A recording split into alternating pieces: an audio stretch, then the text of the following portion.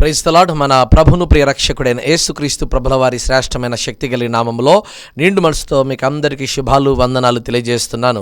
ఈ ఉదయకాలమందు దేవాది దేవుడు మిమ్మల్ని మీ కుటుంబాలను దీవించి ఆశ్రయించును గాక. ఈ టీవీ పరిచయం ద్వారా ఎవరైతే బలపరచబడుతున్నారో మీ ప్రార్థన వస్తువు తెలియజేస్తున్నారు, ఫోన్ ద్వారా తెలియజేస్తున్నారు. మేమందరం మీ కొరకు ప్రార్థన చేస్తున్నాం. ఎంతోమంది పరిచర్య విషయంలో మాకు తోడుగా ఉండి పరిచర్యకు స్లాట్స్ విషయంలో కూడా పరిచర్య కూడా సహకరిస్తూ వస్తున్నారు. అందులో బట్టి మేము ఎంతో సంతోషపడుతూ వారిని వారి కుటుంబాలను దేవుడు దీవించి ఆశీర్వదించునుగాక. ప్రిదోన్ బిడ్లారా, ఈరోజు దేవుని వాక్యమును మనం ధ్యానం చేద్దాం. దేవాది దేవుడు తెలియజేస్తున్నటువంటి మాటలు చాలా ప్రాముఖ్యమైనటువంటివి. కొన్ని సందర్భాల్లో తల్లిదండ్రులు అంటూ ఉంటారు, వానిలాగా నువ్వు ఉండకూడదు నాన్న, వానిలాగా నువ్వు బ్రతకూడదు నాన్న, వారిలాగా మనం ఉండకూడదు చూసుకొని చాలా సందర్భాల్లో మన తల్లిదండ్రులు మనల్ని హెచ్చరిస్తూనే ఉంటారు. ఎందుకు మన తల్లిదండ్రులు ఈ రీతిగా చెప్తా ఉంటారు? అయితే భూమి మీద మొట్టమొదటిగా ఉన్నటువంటి దంపతులు ఆదాము అవ్వలు. వారికి పుట్టినటువంటి కుమారుడు ఎవరు అంటే కయీనే. కయీను గురించి ఈరోజు మనం తెలుసుకుంటున్నాం. కయీనులాగా మనం ఉండకూడదు చెప్తున్నాను. మరీసారి కయీనులాగా మనము ఉండకూడదు, అది ఈరోజు మనం ధ్యానం చేయబోతున్నాం. కయీనులాగా ఎందుకు ఉండకూడదు అని ఆలోచన చేస్తే, కయీను తన తల్లి గర్భములో పుట్టినప్పుడు చాలా ఆధ్యాత్మికముగా దేవుడు యథార్థవంతులుగా పుట్టించాడని ప్రసంగి గ్రంథంలో మాట్లాడబడింది. ఏమని తెలుసా? దేవుడు మనుషులను యథార్థవంతులుగా పుట్టించెను, అయితే వారు వివిధ రకమైన తంత్రములను కల్పించుకొని వారు పాపములో పడిపోయారని లేఖన వాక్యంలో కనబడతా ఉంది.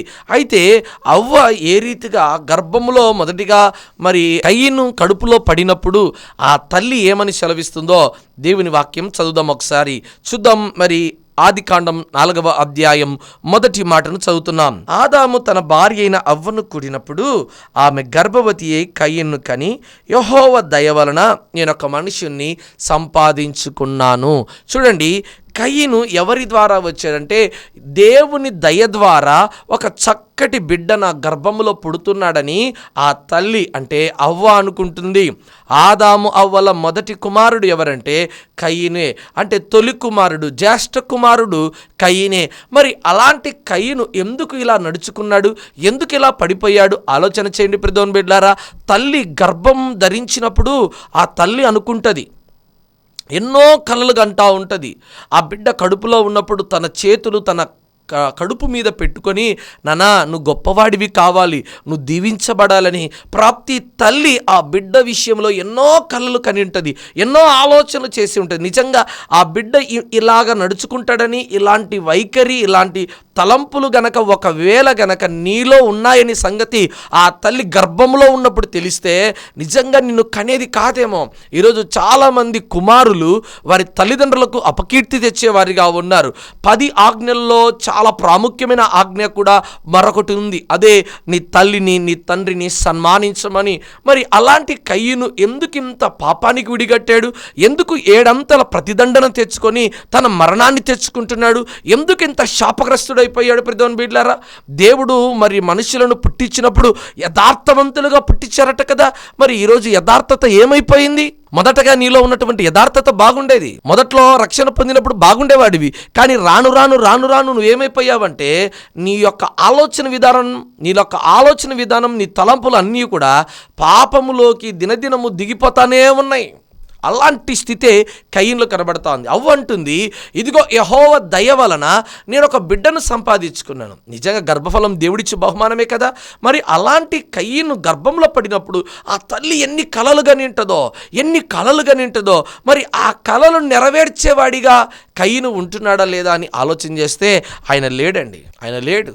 ఆయన ఏ స్థితిలో పడిపోయాడో మనం లేఖన వాక్యంలో చూద్దాం. చూడండి, ఆదికాండం ఎక్కడుంది, యూదాపత్రిక ఎక్కడుంది, అక్కడ పడ్డాడు. ఎన్నో సంవత్సరాల తర్వాత, ఎన్నో గ్రంథాల తర్వాత కయీను గురించి ప్రస్తావన రాయబడింది. చదువుదాం ఆ మాటను కూడా. యూదాపత్రిక 1వ అధ్యాయం 11 గల చరణాన్ని చదువుతున్నాం.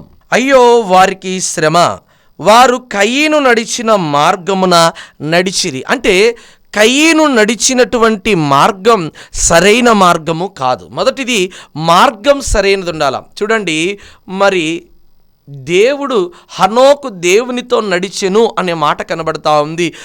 కయీను దేవునితో నడవలేదా? తల్లిదండ్రులతో నడవలేదు, అలాగని దేవునితో కూడా నడవలేదు. ఎవరితో నడిచాడంటే మొదటిగా దుష్టుడితో నడిచాడు, దుష్టునితో నడిచాడు. దుష్టుని మాటలు అతనిలో కనబడుతున్నాయి. అందుకే కయీనును 4 విషయాలుగా 4 భాగాలుగా విభజించుకుందాం. మొదటి భాగం ఏంటంటే దుష్టుని యొక్క ఆలోచనలు, దుష్టుని యొక్క తలంపులు. తన తమ్ముడి మీద అనేకమైన దుష్ట ఆలోచనలు అతనిలో మెదులుతున్నాయి. తన తమ్ముడి మీద విపరీతమైన కోపధోరణి అతనిలో కనబడుతుంది. మొదటిది ఏంటంటే దుష్టత్వము. అందుకే దేవుడు దుష్టత్వమును చూచి ఆనందించువాడు కాదు. అదిగో అపవాది ఆది నుండి మొదటి నుండి ఎలా ఉన్నాడంటే దుష్టుడిగా ఉంటున్నాడు. కీర్తన గ్రంథము 10వ అధ్యాయం 2వ వచనాన్ని మనం చదువుదాం ఒకసారి. దుష్టుడు గర్వించి దీనుని వడిగా తరుముచున్నాడు, వారు యోచించిన మోసక్రియలో తామే చిక్కుకొందురుగాక. చూడండి, ఇక్కడ రాయబడినటువంటి కీర్తన గ్రంథంలో గనక గమనిస్తే దుష్టుడు ఏం చేస్తున్నాడంటే గర్వించుతున్నాడు. ఈరోజు చాలామంది గర్వం. అందుకే కయీను జ్యేష్ఠ కుమారుడిగా పుట్టడమే కాదు, అతనిలో ఏముందంటే గర్వం. ఈరోజు చాలామంది గర్వం ఉందండి. కానీ దేవుడు అంటున్నాడు, గర్వం అనచి గద్దెలు దించువాడై ఉన్నాడు. నాశనమునకు ముందు ఏం నడుస్తుందంటే గర్వం, అహంకారం.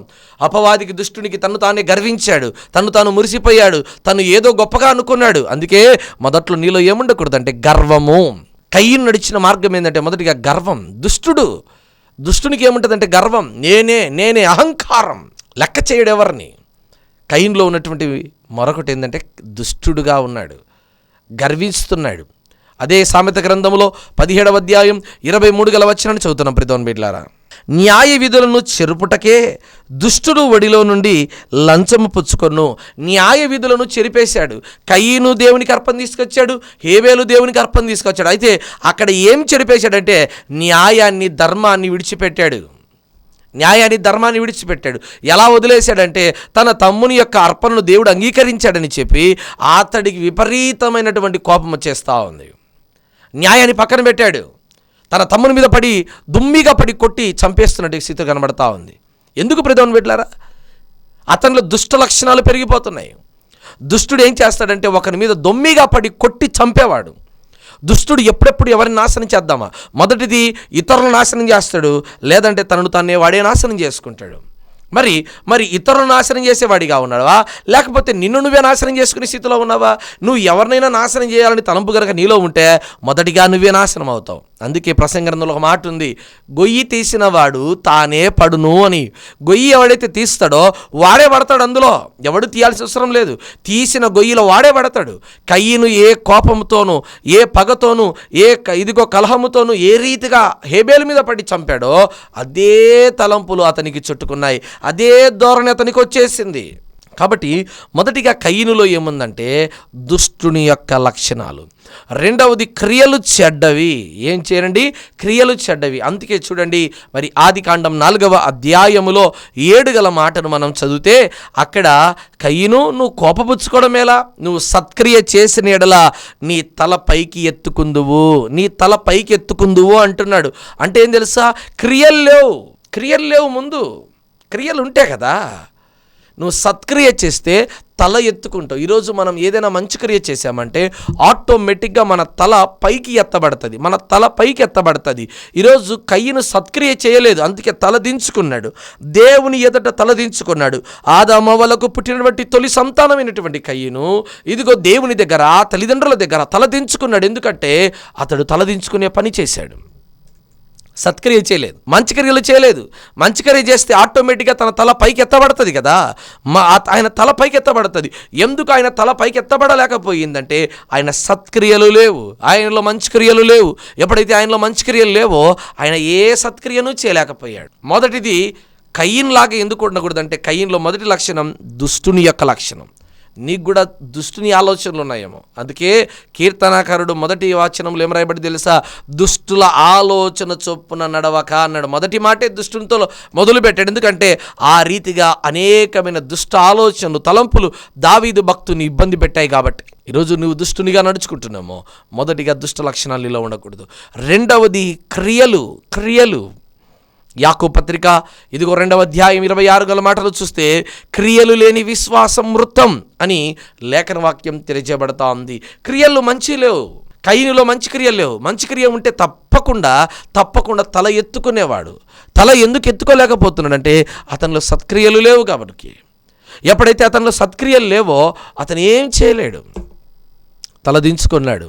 ఓ కయీను, నీ తమ్ముడైనటువంటి హేబేలు ఎక్కడ అంటే తలదించుకున్నాడు. ఎందుకు? కారణం ఏంటంటే అతనిలో సత్క్రియలు లేవు గనక, దేవునికి దూరం అయిపోయాడు గనక, దేవునికి అతనికి మధ్య ఎడవాసిపోయింది గనక, దేవుడు అతన్ని దూరం చేశాడు గనక. ఈరోజు నీవు కూడా అలాగే ఉన్నావేమో, దుష్టులాగా ప్రవర్తిస్తున్నావేమో, నీ జీవితంలో చెడ్డ క్రియలు ఉన్నాయేమో. కయీన్లా ఉంటే దయచేసి నీ జీవితాన్ని మార్చుకో. కయీన్లా ఉంటే నీ జీవితాన్ని ఇప్పుడైనా మార్చుకో. అలాంటి జీవితం నీలో ఉండకూడదు నాన్న. అలాంటి తలంపులు నీలో ఉండకూడదు. నీ తలంపులు నీలో ఉండకూడదు. రెండోది ఏంటంటే అవిశ్వాసం అతనిలో పెరిగిపోయింది. అతనిలో బాగా అవిశ్వాసం పెరిగిపోయింది. ఎంత అవిశ్వాసం అంటే, ఇదిగో నా జీవితంలో ఏ కార్యాలు జరగవేమని బట్టి అతడు అవిశ్వాసంతో ఉన్నాడు. అందుకే ప్రభు వాక్యం అంటుంది చూడండి, హెబ్రీ పత్రిక 11వ అధ్యాయం 4వ మాటలో కయీను గురించి ఇక్కడ రాయబడతా ఉంది. విశ్వాసమును బట్టి హేబేలు కయీను కంటే శ్రేష్టమైన బలి దేవునికి అర్పించెను. దేవుడు అతని అర్పణను గురించి సాక్ష్యం ఇచ్చినప్పుడు అతడు ఆ విశ్వాసం బట్టి నీతిమంతుడని సాక్ష్యము పొందెను. ప్రిదోన్ బిడ్లారా, ఎలా నీతిమంతుడయ్యాడు హేబేలు అంటే విశ్వాసమును బట్టి. మొదటిది దుష్టునిగా ఉన్నాడు, రెండవది క్రియలు సరిగ్గా లేవు, మూడవది ఏంటంటే అవిశ్వాసము. చూడండి, కయీనులో ఏముందంటే అవిశ్వాసం. హేబేలు విశ్వాసంగా దేవునికి ఇచ్చాడు, కయీను అవిశ్వాసంగా ఇచ్చాడు. నేను ఇంటికి పెద్ద కొడుకును కదా, నేను ఏం చేసినా చెల్లుతుందిలే. కొంతమంది జ్యేష్ఠ కుమారులు ఉంటారు, మాకు జ్యేష్ఠ భాగం కావాలా, మాకు ఎక్కువ భాగం మంచు అంటుంటారు. వాళ్ళ నాన్నతో కొట్లాడుతూ ఉంటారు, గుద్దులాడుతూ ఉంటారు. జ్యేష్ఠ భాగం కావలసిన వాడు ఎలా ఉండాలంటే వాడు జ్యేష్ఠ లక్షణాలు కలిగినటువంటి వాడిగా ఉండాలా. వాడు ఇచ్చేవాడిగా ఉండాలి కానీ తీసుకునేవాడిగా ఉండకూడదు. వాడు పెట్టేవాడిగా ఉండాలి కానీ పెట్టించుకునేవాడిగా ఉండకూడదు. ఇక్కడ హేబేలు దేవునికి ఇచ్చేవాడిగా ఉన్నాడు. అందుకే అతని నీతిని బట్టి, అతని విశ్వాసాన్ని బట్టి దేవుడు అతన్ని ఆశీర్వదించాడు. ప్రియమైన బిడ్డ, ఈరోజు నీ స్థితి ఎలా ఉందో ఒకసారి లెక్కచారం చేసుకో. ఒకసారి కయీను అవిశ్వాసంతో ఉన్నాడు. కయీనులో అవిశ్వాసం. నీకు కూడా చాలా విశ్వాసం ఉందా? అయితే నువ్వు కయీను లక్షణాలు నీలో ఉన్నాయి. అలాంటి కయీను లక్షణాలు పోవాలంటే నువ్వు విశ్వాసిగా మార్చబడాలా. దేవునికి శ్రేష్టమైనది ఇవ్వాలా. విరిగి నలిగిన హృదయముతో దేవునికి ఇవ్వాలి. దేవునికి ఇచ్చువాడు దేవుడు ఆయనను దీవిస్తాడని తప్పక, ఇదిగో దాని ప్రతిఫలం నేను పొంది ఉన్నానని నమ్మకంతో దేవునికి ఇవ్వాలి. అప్పుడే నీ జీవితంలో గొప్ప ఆధ్యాత్మికమైన కార్యాలు జరుగుతాయి. ప్రియమైన బిడ్డలారా, ఈరోజు నీ కుటుంబంలోను, నీ వ్యక్తిగత జీవితంలోను అనేకమైన శ్రమలు, అనేకమైన ఇరుకులు, ఇబ్బందులు ఎందుకు వస్తున్నాయంటే దీన్ని బట్టి అవిశ్వాసం. యేసయ్యకు ఏది ఇష్టం ఉండదంటే అవిశ్వాసం అనేది ఆయనకి ఇష్టమే లేదు. ఈరోజు నీ జీవితంలో అలాంటి అవిశ్వాసం కనుక ఉంటే తీసేయి. హేబేలు అంటున్నాడు విశ్వాసమును బట్టి. హేబేలు దేవునికి ఏమి ఇచ్చాడంటే విశ్వాసమును బట్టి తన తొలిచూలుగా పుట్టినటువంటి గొర్రెపిల్లలు తీసుకొని ప్రభుకి అర్పించాడు. ఈరోజు నీ విశ్వాసం ఏమైంది? నీలో ఆవగింజంత విశ్వాసం ఉండే ఎడల చాలు, ఇదిగో ఈ కొండను సైతం తీసుకెళ్ళి ఆ సముద్రంలో వెంటనే పడిపోతుంది. అంత గొప్ప విశ్వాసం నీలో ఉండాలి నాన్న. అలాంటి స్థితి మనలో కనపరావడం లేదు. నాలుగవది ఏం తెలుసా? నాలుగవది మిక్కిలి కోపం. అందుకే చూడండి, ఆదికాండం 4వ అధ్యాయంలో ఆ మాట కనబడుతుంది, 5 మాట. కయీనును అతని అర్పణను ఆయన లక్ష్య పెట్టలేదు కాబట్టి కయీనుకు మిక్కిలి కోపం వచ్చి అతడు తన ముఖంను చిన్నబుచ్చుకొనగా. చూడండి, మరి 4వ విషయం ఏంటంటే కోపం. కొంతమందికి చెప్తా ఉంటారు, నాకు ముక్కు మీద కోపం అండి అని. అసలు కోపం ఎందుకు? ఆయన కోపం చూడండి, నన్ను దేవుడు దీవించలేదు, నా తమ్ముడిని దీవించాడు, ఉన్నిలే నా తమ్ముడు దీవించబడితే ఏమి, నేను దీవించబడితే అని అనుకోవచ్చు కదా. కాదు, ఆధిపత్యం ఉంది అతనిలో. అందుకే దుష్టుడు అతను, క్రియలు చెడ్డవి, అవిశ్వాసి గనుక ఆ కయీనులాగా మనం ఉండకూడదు నాన్న. ఆ కయీను లక్షణాలు మనలో ఉండకూడదు. ఆ కయీనులో ఎలాంటివి ఉందంటే కోపం. కొంతమందికి కోపం అండి, ఉప్పు కారం తక్కువ తింటున్నా కూడా కోపం మాత్రం చాలా ఉంటుంది. కొంతమంది తల్లిదండ్రులకు విపరీతమైన కోపం, వాళ్ళ పిల్లలకు వాళ్ళ తల్లిదండ్రులు అంటే విపరీతమైన కోపం. వాళ్ళ భార్య నవ్వినా కోపమే, కూర్చున్నా కోపమే, లేచినా కోపమే. తన భర్త నవ్వినా కోపమే, కూర్చున్నా కోపమే. ఎంతమంది భార్యలు కోపం అండి. ఈరోజు కోపంతోనే సగానికి సగం కుటుంబాలు నాశనం అయిపోతున్నాయి. కారణం ఏంటి? కోపము. ఇదిగో మోసే గారు బండతో మాట్లాడమంటే బండను కొట్టినందుకు ఇశ్రాయేలు ప్రజలు చేసినటువంటి ఆగడాలు చూసి తట్టుకోలేక కోపంతో బండను కొట్టినందుకు ఆయన కానాను చూశాడు, కానీ కానాన్లో చేరలేకపోయాడు. కోపం ఏంటికండి అసలు? నీ కోపం ఎందుకు?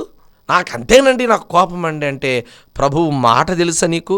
కోపపడుడి కానీ పాపం చేయకూడదు అంటున్నాడు. ఎఫెసీ పత్రిక 4వ అధ్యాయం 26 గల మాటలు చదివితే కోపపడుడి కానీ పాపం చేయకండి అంటున్నాడు. మరి పాపం అంటే ఏంటంటే కోపం శుతిమించిపోయి హేబేలు మీద పడి కొట్టి చంపేంత కోపం. అందుకే ఓ కయ్యను కోపమేలా నీకు? ఎందుకు అంత కోపం ఏంటికి నీకు? అసలు ఎందుకు వస్తుంది కోపం అంతా నీకు? ఏం చేసావని కోపం వస్తుంది? ఇప్పుడు ఏం జరిగింది అంత కోపం నీకు? కొంతమంది ఊరికే నుంచి రాకబడిపోతూ ఉంటారు. ఇంట్లో నుంచి బయటికి వెళ్ళి ఇలా లోపలికి రావడమే ఎంత కోపపడతారు. అసలు వాళ్ళ భార్యను చూసి ఇలా పళ్ళు కొరికి ఇంట్లో నీకు ఏం దిక్కు తెలియట్లేదని కోపపడతాడు. కోపం ఎందుకు నీకు? అసలు కోపపడుడి కానీ పాపం చేయకండి. నీ కోపం కొద్దిసేపు ఉండాలి. ఏదో కోపడ్డాబట్టి దానికంటూ ఒక అర్థం ఉండాలి. నీ కోపానికంటూ ఒక పర్థం ఏమీ లేకుండా వట్టి కోపం ఎందుకు నీకు? అసలు వట్టి మాటలు కట్టిపెట్టాయి అన్నాడు కదా. వట్టి మాటలు పక్కన పెట్టు. ముందు అసలు కోపం ఎందుకు? నీ మొహం మాడిపోవడం ఎందుకు? మాడిపోయిన దోసలాగా ఎందుకు వస్తుంది కోపం నీకు? కొంతమంది ఆడబిడ్డలు కోపపడినప్పుడు చూడాలి, వాళ్ళు చేసే పనులు, వంటింట్లో ఉన్నటువంటి సామాన్లన్నీ దడదడలాడిపోతూ ఉంటాయి. ఎందుకు? వాళ్ళ కోపం. ఎవరి మీదనో కోపం ఎవరి మీద చూపిస్తూ ఉంటారు. ఇంట్లో వాళ్ళ మీద చూపించుకోలేక వీధిలో వాళ్ళ మీద చూపిస్తూ ఉంటారు కొంతమంది. ఆ వీధిలో వాళ్ళు చూపించి ఎన్ని సమస్యలు గుండా నువ్వు టెన్షన్లో పడిపోయావు చూసావు ఒకసారి. వీధిలో ఏమీ చేసుకోలేక కొంతమంది ఇంట్లో వచ్చి భార్య మీద పడి ఏడుస్తూ ఉంటారు. కొంతమంది భర్తలు, కొంతమంది భార్యలు వాళ్ళ తల్లిదండ్రులు ఏమీ చేయలేదని భర్త మీద పడి ఏడుస్తూ ఉంటారు. అత్తమామల మీద పడి ఏడుస్తూ ఉంటారు. కొంతమంది మా అత్త ఏం చేసి పెట్టలేదు అంటారు. కొంతమంది కొడుకులు ఉంటారు, మా నాన్న ఏం సంపాదించిపోలేదని వాళ్ళ మీద పడి ఏడుస్తూ ఉంటారు. వాళ్ళ మీద కోపం, అన్నం పెట్టలేనంత కోపం. వాళ్ళ ఆస్తి తీసుకుంటారు, అంతస్తులు తీసుకుంటారు, వాళ్ళన్నీ తీసుకుంటారు. వాళ్ళంటే కోపం అండి. అంత కోప్పడేవని వాళ్ళ ఆస్తి ఎందుకు నీకు? వాళ్ళ ఇంటి పేపర్లు ఎందుకు నీకు? వాళ్ళ పొలాలు ఎందుకు? వాళ్ళ బంగారం ఎందుకు? కోపపడేవని అంత రోసంగా బ్రతుకు. మరి బ్రతకలేవు. కయ్యనుకు చేతకాక కోపపడుతున్నాడండి. తన తమ్ముని దేవుడు దీవించాడని సంతోషపడాల్సిన సమయంలో కోపపడుతున్నాడు. అందుకే ప్రభు అంటున్నాడు, కోపపడుడి కానీ పాపం చేయకండి అంటున్నాడు. సామెత గ్రంథం 29వ అధ్యాయం 11 గల వచనాన్ని చదువుతున్నాం ప్రియమైన బిడ్డలారా. బుద్ధిహీనుడు తన కోపమంతా కనపరచును, జ్ఞానం గలవాడు కోపం అనుసుకొని దానిని చూపకుండును. చూడండి, బుద్ధిహీనుడు తన కోపాన్ని అంతా చూపిస్తాడంట. అందుకే అక్కడ ఒక వాక్యం అనబడింది, కయ్యను నీ కోపమేలా? ఎందుకు నీ ముఖం మాడిపోతా ఉంది? వాస్తవానికి కొంతమంది నాకు కోపడలేదో అంటారు. వాళ్ళ ముఖం, వాళ్ళ చూపులు, వారి పెదవులు మనకు స్పష్టంగా కనబడేది. ఎందుకంటే వాళ్ళ ముఖం వాళ్ళకి కనపరాదు కదా, మనకే కదా కనబడేది. నువ్వు కోపపడుతున్నావో, నువ్వు ఎలా ఉన్నావో స్పష్టంగా మనకు కనబడుతుంది కదా. మరి ఎలా చెప్తున్నావు నువ్వు? బుద్ధిహీనుడు తన కోపమంతా కనపరచును. ఇంతకు కయ్యను బుద్ధిమంతుడా బుద్ధిహీనుడా? 100కి 100 రూపాయలు బుద్ధిహీనుడు. ప్రభు అడుగుతున్నాడు, అయినా కయ్యను ఎందుకు ఇంత కోపపడుతున్నావు అంటే బుద్ధిహీనుడు లాగా ప్రవర్తన చేస్తూ కోపపడుతున్నాడు. ప్రసంగి గ్రంథంలో 7వ అధ్యాయం 9 గల మాటను చూద్దాం ప్రియమైన బిడ్డలారా. ఆత్రపడి కోపడవద్దు, బుద్ధిహీనులు అంతరేంద్రములు యందు కోపము సుఖ నివాసము చేయును. చూడండి, ఆత్రం అంట. కొంతమందికి ఆత్రం, కుక్క ఆతృత పడినట్టు కొంతమందికి కోపం. ఎర్ర చీర కట్టుకున్న కోపం, తెల్ల చీర కట్టుకున్న కోపం, ఇదిగో కూర్చున్నా కోపం, లేచినా ఒక వ్యక్తి నీకు నచ్చకపోతే అతడు కూర్చున్నా తప్పే, లేచినా తప్పే, నవ్వినా తప్పే, మాట్లాడినా తప్పే. ఇప్పుడు నన్ను చూస్తున్న నీకు కూడా కోపమే. ఆత్రపడి కోపపడవద్దు. ఆత్రం ఎందుకు నీకంత కోపంలో? కయ్యనుకి అంత ఆత్రం కాకపోతే కొద్దిసేపు ఉంటే పోయేది కదా. కొద్ది నిమిషాలు కోపం వచ్చినప్పుడు పక్కకి వెళ్ళిపో. ఆమె తగులాడి, నువ్వు తగులాడి, కోపంలో మాటలు దాటిపోయి ఒకసారి జైల్లోకి వెళ్ళి ఆ కారాగారంలో ఖైదీలు ఉంటారు చూడండి, వాళ్ళని అడగండి, అన్న ఎందుకు వచ్చావనంటే ఏం చేద్దామన్నా కోపాన్ని కంట్రోల్ చేసుకోలేకపోయి నేను ఇలా అయిపోయానండి. అతివేగం ప్రాణానికి ప్రమాదం అన్నట్టుగా అతి కోపము నీ ప్రాణాలకే ప్రమాదం. ఆత్రపడి నువ్వు కొబ్బడం మాకు, కయ్యనులాగా ఉండ మాకు దయచేసి. కయ్యను నడిచినటువంటి మార్గం మనకొద్దు. అతని మార్గం నాశనానికి పోయిన మార్గం, అతని నిత్య నరకానికి వెళ్ళిపోయినటువంటి మార్గం. ఆ మార్గము కూడా నడుచుతున్నావా? అయితే నువ్వు కూడా నిత్య నరకాగ్నిలోకి వెళ్తావు. అక్కడ అంటున్నాడు, బుద్ధిహీనుడు తన కోపాన్నంతా కనపరుస్తాడు అంటే చూపిస్తాడు అని అర్థం. కయ్యను చూపిస్తున్నాడు తన కోపాన్ని. మొదటి దుష్టుని ఆలోచనలు ఉన్నాయి, క్రియలు చెడ్డవి, అతను చేసే పని, అతని దేవుడు ఇచ్చినటువంటి అర్పణ కూడా సరైన విధానంలో కాదు. రెండోది అవిశ్వాసంతో. అందుకే విశ్వాసాన్ని బట్టి హేబేలు యొక్క అర్పణ దేవుడు అంగీకరిస్తాడు, మరి అవిశ్వాసాన్ని బట్టి దేవుని యొక్క అర్పణ ఆయన అంగీకరించలేదు. ఇంకా 4వది కోపము. నీ కోపము దేవుని నీతి నెరవేర్చదంట. చూద్దాం, యాకోబు రాసిన పత్రిక 1వ అధ్యాయం 20 గల వచనాన్ని చదువుతున్నాం. ఎందుకనగా నరుని కోపము దేవుని నీతిని నెరవేర్చదు. నరుని యొక్క కోపము దేవుని యొక్క నీతిని నెరవేర్చదంట. ఇప్పుడు అసలు ఆయన అర్పణ ఇచ్చాడు దేవునికి. ఇచ్చిన అర్పణ ఏం నీతి కార్యం చేసిందండి? ఎలా నీతి కార్యమైంది చెప్పండి? కయీను ఇచ్చినటువంటి అర్పణ ఎక్కడ నీతి కార్యమైంది? ఎక్కడ అతను నీతిమంతుడు అని తీర్పు తీర్చబడ్డాడు? హెబ్రీ పత్రికలో క్లియర్గా కనబడుతుంది. హేబేలు ఇచ్చిన అర్పణను బట్టి దేవుడు అతని నీతిమంతుడని తీర్పు తీర్చాడంట. మరి ఇతడు తన కోపాన్ని బట్టి ఎలా నీతిమంతుడవుతాడు? ముక్కు మీద కోపం, తన తమ్ముడంటే కోపం, పడి కొట్టి చంపాడు. ప్రభు పిలుస్తున్నాడు, కయీను నీ తమ్ముడు ఎక్కడ ఉన్నాడయ్య అంటే ధిక్కరించి మాట్లాడుతున్నాడు. నా తమ్ముడికి నేనేమైనా కావలివాడనా? కొంతమంది ఎలా బడితే అలా మాట్లాడుతూ ఉంటారు. ఎంత తగ్గిగలిగి మనం మాట్లాడుతూ ఉంటే అంత ఎచ్చు మాటలు మాట్లాడుతూ ఉంటారు. అంత పోకడ గురిగినటువంటి మాటలు మాట్లాడుతూ ఉంటారు. అలాంటి మాటలు నీ జీవితాన్ని పనికిరావు తల్లి. అలాంటి మాటలు నీ ఆధ్యాత్మికమైన జీవితానికి శ్రేష్టకరమైనవి కావు. అందుకే ఇక్కడ అంటున్నాడు, ఇదిగో నరుని యొక్క కోపం. చదవండి యాకోబు రాసిన పత్రిక 1వ అధ్యాయం 20 మాటలు. ఎందుకనగా నరుని కోపము దేవుని నీతి నెరవేర్చదు. యేసుక్రీస్తు ప్రభువుల వారు ఈ లోకానికి దిగి వచ్చినప్పుడు ఆయనకు కూడా కోప్పడచ్చు. ఆయన కోప్పడ్డాడు, కానీ పాపం చేయలేదండి.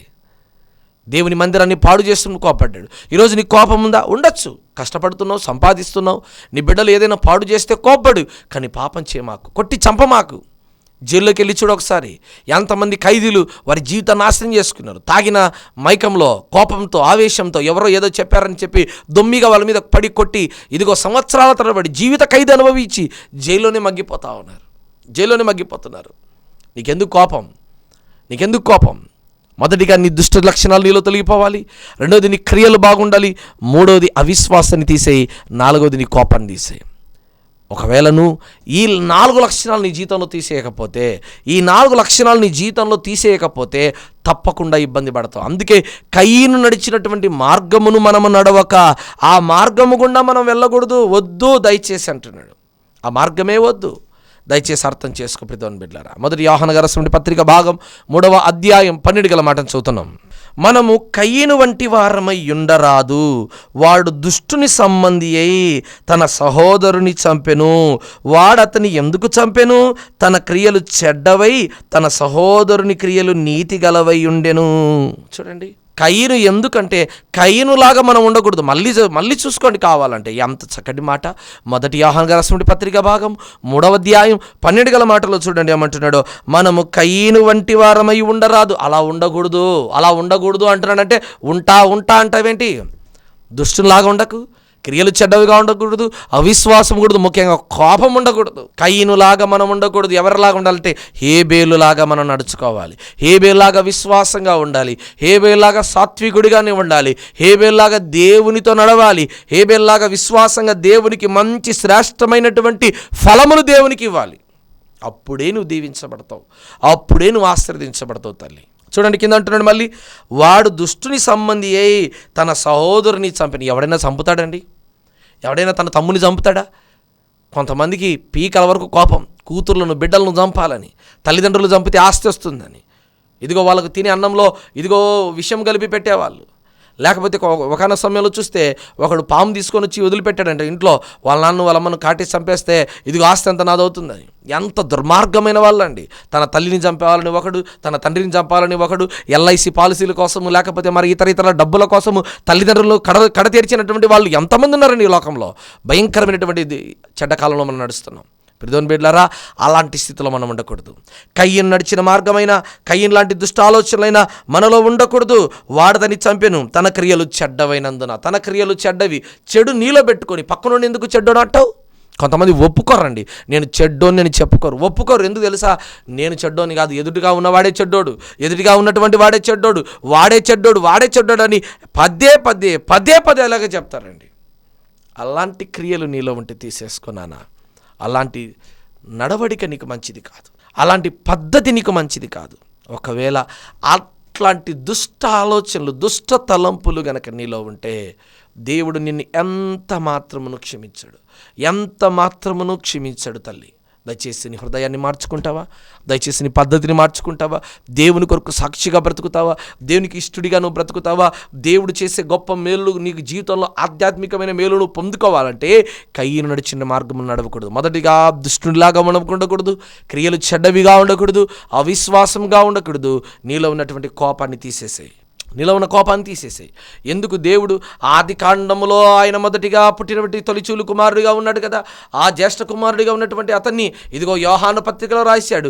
యూదా పత్రికలో ఎందుకు రాయించాడంటే కాలం మారినా, తరాలు మారినా అలాంటి వారు పుడుతున్నారని. ఈరోజు వింటున్నటువంటి నీలో కూడా అలాంటి లక్షణాలే కయీను లాంటి లక్షణాలు కనుక నీలో ఉంటే దయచేసి తీసేసుకో. నీ పద్ధతిని మార్చుకో, నీ కుటుంబాన్ని మార్చుకో, నీ ఆధ్యాత్మికమైనటువంటి నీ బలిపీఠాన్ని కట్టుకో. దేవుడు దీవిస్తాడు, దేవుడు ఆశీర్వదిస్తాడు. దేవుడు నిన్ను, నీ కుటుంబాన్ని దీవించడానికి ఎంతో ఆశపడుతున్నాడు. తల వంచండి, ప్రార్థన చేస్తాను. కయ్యనులాగా నువ్వు నడుచుకోవాకు దయచేసి. ఇప్పుడు నీ పద్ధతిని మార్చుకో. ప్రభువా, నాలో ఆ లక్షణాలు ఉన్నాయి నాయన, నన్ను తీసివేయనైనా, నన్ను కడుగు ప్రభువా. నీ తల వంచండి, ప్రార్థన చేద్దాం. పరిశుద్ధుడైన దేవా, కనికరం కలిగిన తండ్రి, హేబేల్లాగా బ్రతకాల్సినట్టు మేము కయ్యనులాగా బ్రతుకుతున్నాం, దుష్టునిలాగా బ్రతుకుతున్నాం. ఇదిగో చెడ్డ క్రియలు చేస్తున్నాం, అవిశ్వాసం మాలో ఉంది అయ్యా, భయంకరమైన కోపం మాలో ఉంది నాయన. ఇటు క్రియలు మాలో ఉన్నాయి తండ్రి, తొలగించమని వేడుకుంటున్నాం నాయన. అయ్యా, ఎవరైతే తండ్రి యొక్క టీవీ ప్రసంగం ద్వారా వింటున్నారో, ఆధ్యాత్మికంగా, మానసికంగా, శారీరకంగా కృంగిపోయి ఉన్నారేమో, ప్రతి ఒక్క విషయంలో వారి కుటుంబాన్ని కట్టండి నాయన. అయ్యా, ఆరోగ్యంతో కట్టండి. ఇదిగో తండ్రి దేవ, వారి ఇదిగో తండ్రి ఆశీర్వాదాలతో నింపండి నాయన. మానసికంగా కృంగిపోయారేమో, వారికి తోడై నీడే ఆదరించమని వేడుకుంటున్నాం నాయన. అయ్యా, గర్భఫలం లేని పిల్లలను వారి గర్భఫలం తెరవండి నాయన. విధరాలు పక్షాన వాద్యమాడమని వేడుకుంటున్నాం తండ్రి. చదువుకున్న బిడ్డలు, పరీక్షలు రాసిన బిడ్డలకు మీరు తోడై నీడై ఉంచమని వేడుకుంటున్నాం నాయన. ఎవరైతే ఇదిగో తండ్రి ఆధ్యాత్మికమైన స్థితిలో కింద పడిపోయారో వారి కుటుంబాన్ని మీరు మరలా కట్టమని ప్రార్థన చేస్తూ, అయ్యా ఇదిగో తండ్రి వీరి యొక్క కుటుంబంలో గొప్ప మేలుడు, ఆశీర్వాదాలు మీరు అనుగ్రహించమని యేసు నామమును బట్టి ప్రార్థన చేస్తూ అడిగి వేడుకుంటున్నాను తండ్రి. Amen, amen, amen. దేవుని యొక్క కృపా సమాధానం మీకు తోడైండును గాక. Amen. May God bless you. దైవజనుల ప్రసంగములు మీకు ఆశీర్వాదకరంగా ఉంటే మరిన్ని ఆధ్యాత్మికమైన ప్రసంగముల నిమిత్తం మన యూట్యూబ్ ఛానల్లో Jesus Christ story ministries official అని టైప్ చేసి ఛానల్ని సబ్స్క్రైబ్ చేయండి. మీ ప్రార్థన అవసరాల నిమిత్తం మాకు ఫోన్ ద్వారా తెలుపగలరు. మా ఫోన్ నంబర్ 8688991210. ఈ పరిచర్యకు నూతన మందిర నిర్మాణము కొరకు మీ అమూల్యమైన కానుకలు పంపించాలి అంటే మా ఫోన్ పే నంబర్ 8688991210 లేదా మా అకౌంట్ వివరములు 8547210000037873.